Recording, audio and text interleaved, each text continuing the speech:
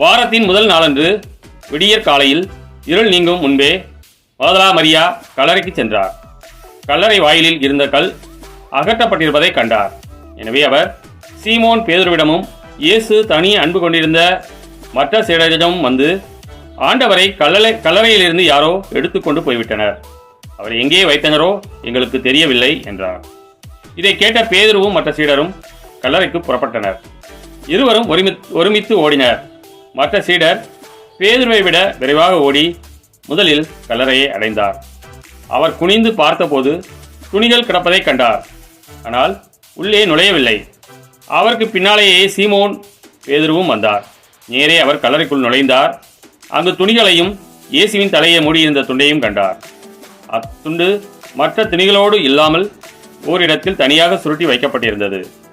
பின்னர் கல்லறைக்கு முதலில் வந்து சேர்ந்த மற்ற சீடரும் உள்ளே சென்றார், கண்டார், நம்பினார்.